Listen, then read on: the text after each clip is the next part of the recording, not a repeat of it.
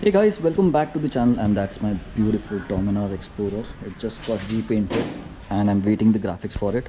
But anyways, moving to our Super Meteor 350, sorry, Super Meteor 650 city ride review.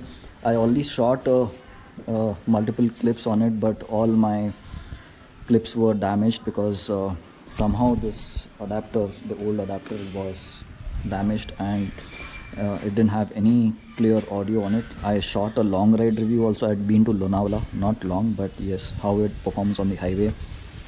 Even those files are corrupted, so I'll probably be adding voiceover in those videos. In that, if you already own one, do let us know your feedback. If you already got a delivery, do let us know your feedback in the video comments, so that prospective buyers who are looking for feedbacks can get first-hand info from your comments too. By the way, this bike number is 53. Does anyone remember Herbie? If yes, put it in the comments. And this fuel cap is also absolutely futuristic.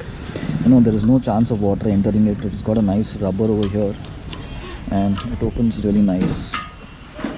Empty tank.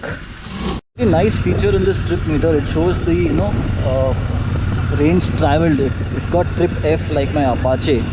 Like you have trip A, trip B. It has got a trip F, where you can consider that as a reserve or something, and it shows you how much have you traveled when the petrol has gone low or beyond a certain limit. So I traveled 6.7 kilometers without when the petrol had gone low. I did a long ride and I came back. I had put 500 rupees petrol that time, so I did a long ride, and that's where the tank got empty. And in the city also, I guess this bike overall gives a mileage of 20-22 if you ride it normally, casually like this. If you don't rush around, obviously you should not rush around. This is a very big machine, especially in the city. Maneuverability of this bike is very easy, very nimble. I mean, you don't recognize the weight of the bike. You can push it around, you can twist it around very easily. Like there's a whole pothole ahead and you want to, dodge that pothole, you can do that very easily. I've been trying that throughout what I've ridden. The reason for trying that or doing that or not jumping into the pothole is because the suspension is on quite stiffer side, both the front and the rear. And right now the rear even is on the softmost sitting still. It is you get tossed around. But moving on the speed breakers a little fast is not an issue. Just that you will be jumped around. You will be the bike won't move around. Bike is pretty stable. Bike is pretty planted. Just that you will hop on your seat from left or right or something like that. On the signal, I've always turned off the engine because it's a fuel guzzler and not because it heats us up something. The bike, in fact, you don't recognize the heat or you don't feel the heat much because your legs are ahead of the engine. The flow of hot air would go behind, whereas your leg is already ahead on both the sides, so you won't feel much heat from the engine on your legs or your thighs. It doesn't even come up here. It is pretty cool. Like I know I have heard in Interceptor or in GT 650 that you can feel the heat of the engine, but no such issue here. One drawback is, another drawback that I would talk about is the mirrors. I would want it a little more wider, a little more outside, so that I get a clear vision. Right now, if I'm wearing my riding jacket, it blocks my vision behind halfway.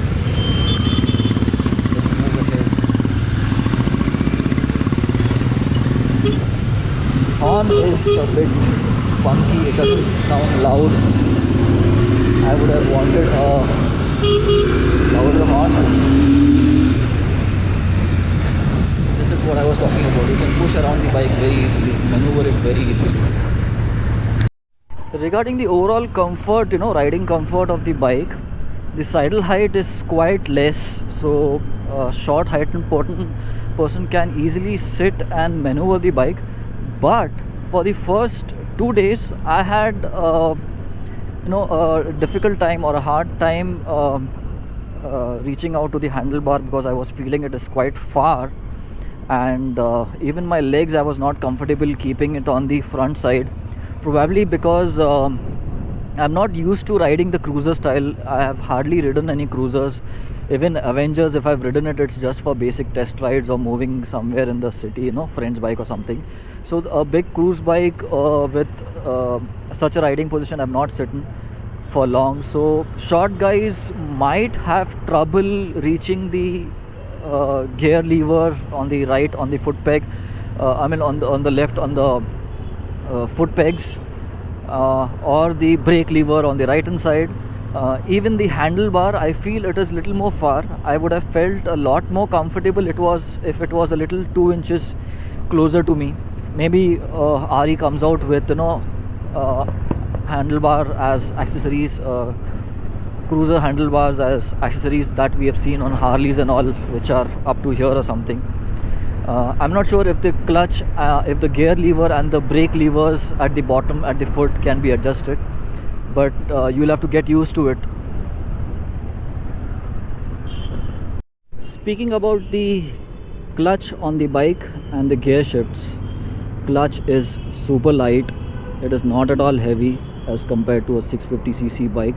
Even my TRK clutch feels heavy, and plus the gear shifts are very, very apt. You don't miss them while shifting, you don't miss any gear while shifting. The pegs are positioned in such a way that you shift just correctly, so absolutely no issue on that part.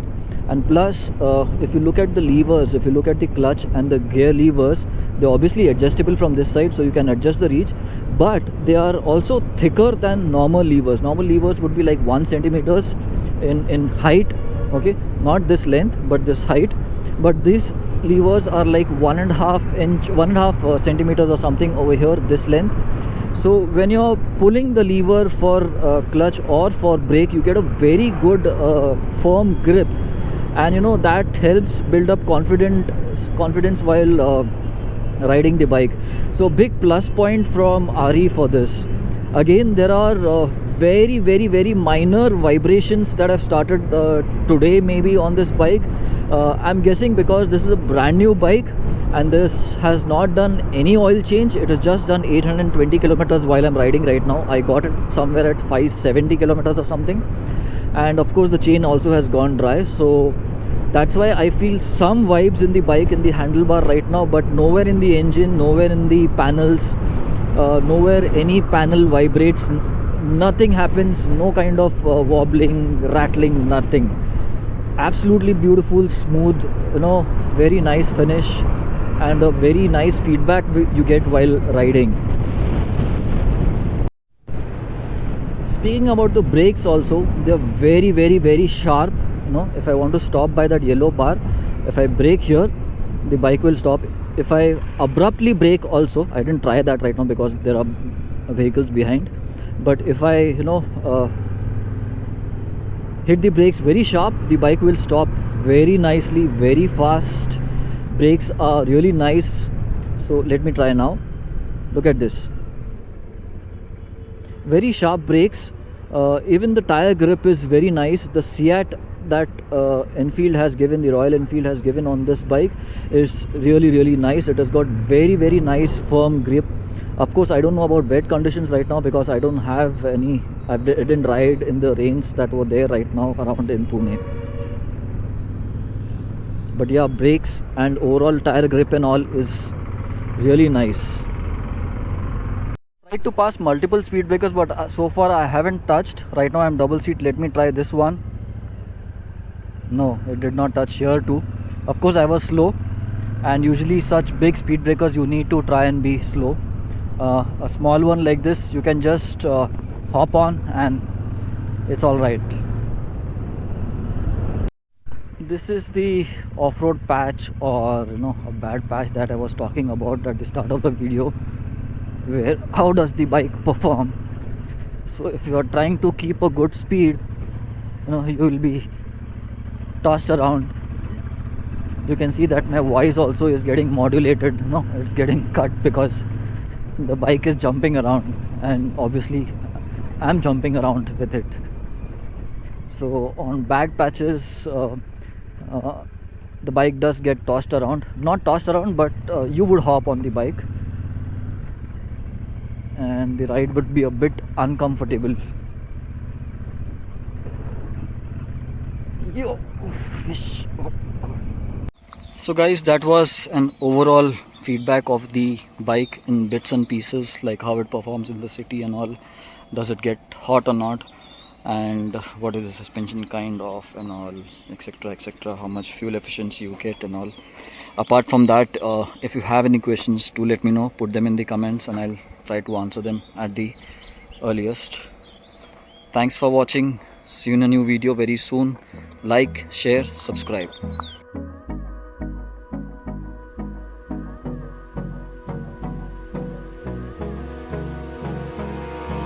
Abrázame toda la noche, no nos queda mucho tiempo más.